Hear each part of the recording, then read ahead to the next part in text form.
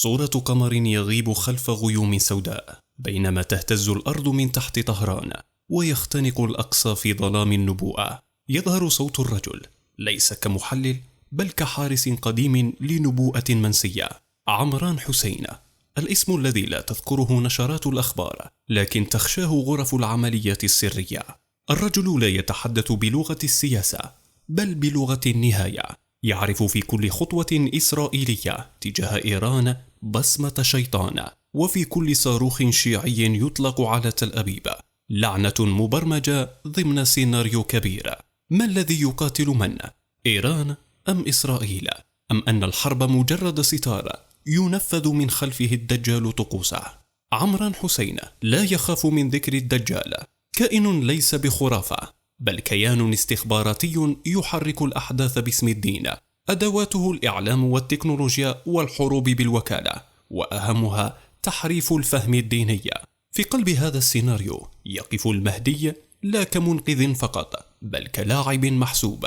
عمران حسين يحذر: المهدي المنتظر لن يرضي الشيعة ولن يطابق أوهامهم، وكأن ظهوره سيكون ضد التوقع وضد من يزعمون أنهم في صفه. الحرب القادمة ليست بين إيران وإسرائيل بل بين تفسيرين للغيب: تفسير مزور يقوده الماسون والغرب عبر مشروع الدجال، وتفسير حقيقي يحارب من الجميع ولا يملك قناة فضائية ولا تمويلا. المسجد الأقصى ليس فقط رمزا بل بوابة تفتح بدماء وخراب لتسمح بظهور مشروع الهيكل. الصهيونية المسيحية تؤمن أن الهيكل هو الخطوة قبل ظهور المسيح، لكن عمران يرى في الهيكل العرش الذي سيتوج فوقه الدجال نفسه. هل إيران تعلم دورها في هذا أم أنها خدعت؟ عمران يصر: بعض القادة في طهران يعلمون الحقيقة لكنهم مقيدون بسلاسل أعمق من السياسة، سلاسل العقيدة المحرفة. والسؤال الأخطر: من الذي يكتب سيناريو النهاية؟ هل هو القدر أم وكالة مخابرات روحية؟ عمران لا يعطي إجابة مباشرة بل يشير دائما إلى الحديث والرؤية والمخطوطة القديمة، لغة شفرية لا يفهمها إلا من قرأ بين السطور.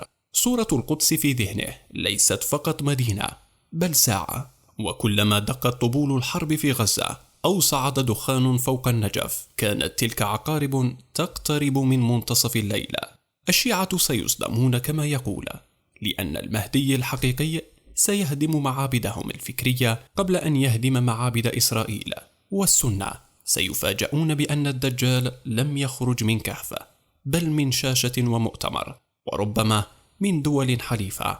ينتهي حديث عمران حسين بعبارة مخيفة: الذين ينتظرون الدجال قد يكونون قد بايعوه دون أن يشعروا، ثم يختفي كما بدأ في ظلال كود لم يفك بعد. يختفي عمران حسين بعد كل حديث، لا لمنفى ولا لراحة بل كمن يؤدي مهمة في كود لا يفهمه إلا من سقط من رحم الغفلة. رجل لا يكتب التاريخ بل يقرأه من نهايته. إذا كنت من القلة التي لا تكتفي بما يعرض، إذا كنت ممن يفتشون عن الخيط الذي يقود إلى كود الظل، فاضغط على زر الاشتراك وفعل الجرس، لأن القادم لن يروى في نشرات الأخبار بل سيكشف هنا في الظلال.